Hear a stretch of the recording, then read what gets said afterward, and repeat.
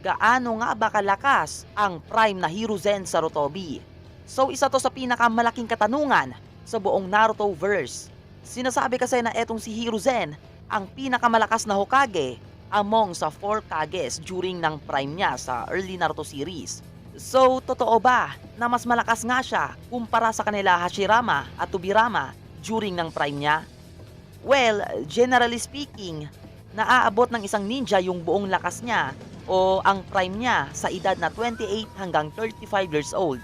At sa tingin ko nga din, eto yung time na nasa prime si Hiruzen nung naging sensei siya ng tatlong batang to. At alam ko na hindi nyo kilala kung sino ang tatlong to. Anyway, bago nga natin tirahin yan, palike and subscribe muna mga boy para lagi kang updated sa mga bago nating upload na videos.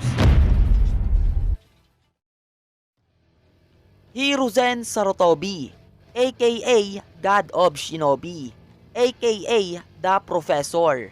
Maraming ang bansag etong si Hiruzen at hindi nga siya tatawagin sa mga ganyang bansag kung wala siyang napapatunayan.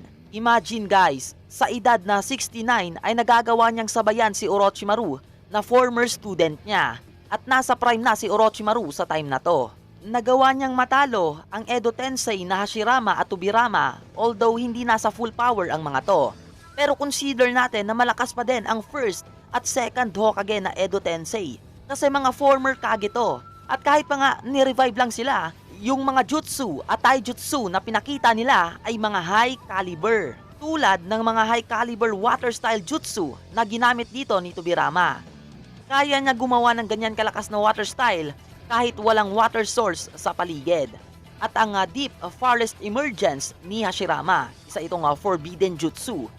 So, dalawang Kage na hindi nauubusan ng stamina at chakra versus sa matandang Hiruzen na uugod-ugod na.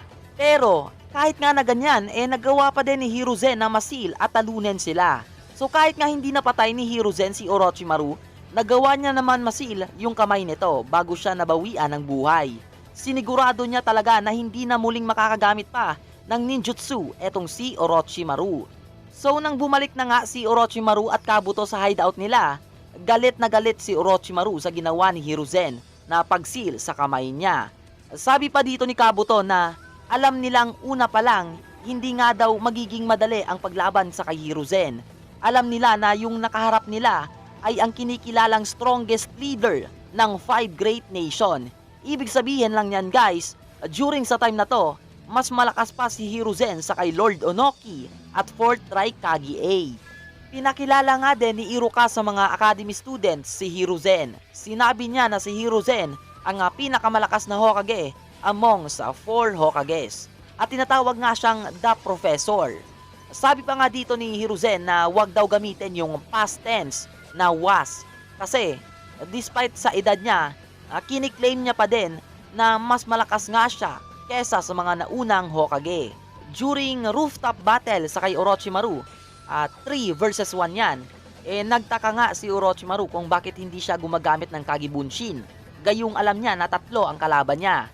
Sabi dito ng isang Anbu Black Ops, hindi naman sa hindi niya gusto gamitin, kundi hindi niya talaga kaya gamitin sa kondisyon niya.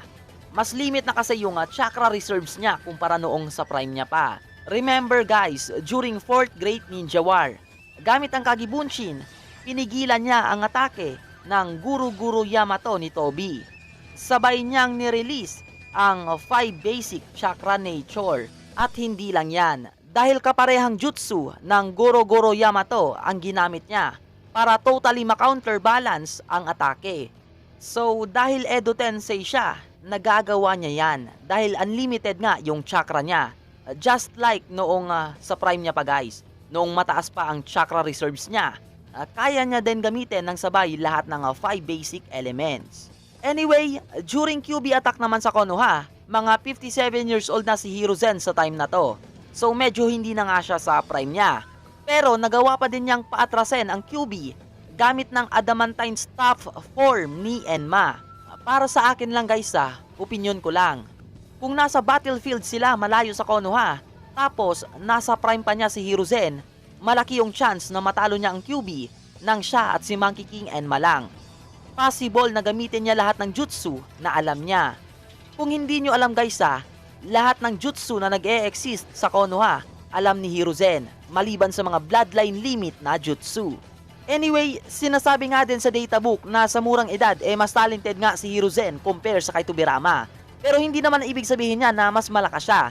Kumbaga, for example, mas talented siya pagdating sa Shuriken Jutsu, sa pagkopya ng technique, battle tactics, at analysis, mga ganyan. So, overall guys, si Hiruzen sa kanyang prime ay mako-consider natin na kasing lakas nila Hashirama at Tobirama pagdating sa combat. Siyempre, si Hashirama at Tobirama ang nagturo ng mga basics at pati na din ng mga advanced fighting skills like Taijutsu at Ninjutsu dito sa kay Hiruzen. Makikita naman natin yan kung paano niya labanan sila Hashirama sa hand-to-hand combat. Talagang veteran fighter itong si Hiruzen. Sa Ninjutsu, kaya niya din pantayan sila Tobirama at Hashirama. Puwera na lang sa Senjutsu at sa summoning ni Hashirama. Yung 1000 Giant Fu Dance, talagang napakalakas niyan men. Mataas din ang chakra reserves niya na kaya niya gamitin ng sabay ang mga high caliber ninjutsu ng 5 basic elements. Yes mga boy, malakas nga si Hiruzen katulad ni Hashirama at Tobirama pagdating sa combat at paggamit ng jutsu sa kanyang prime. Pero di ko naman sinasabi guys na magkasing lakas na sila sa lahat ng aspect. Alam naman natin na sobrang lakas ng dalawang to, lalo na si Hashirama. Pero sa akin lang guys yung sinasabi nila na nasurpass daw ni Hiruzen ang first at second Hokage, siguro sa hand-to-hand combat at battle tactics. Kasi nga, mas matagal nag-exist itong si Hiruzen sa kanila. At sabihin na lang natin na mas experience siya at war veteran din siya. First, second, at third Ninja War, nakipaglaban siya. Pati na din sa fourth Ninja War, di ba? Well, that's it nga lang guys. At kung may tanong man kayo, ay i-comment nyo na lang dyan sa ibaba. At sasagutin ko yan if ever man makita ko yan sa comment section. Hit like button as a support sa ating channel guys. Maraming salamat. Keep safe and God bless. Abang na sa iba nating videos. I love you all. Peace out. Buba.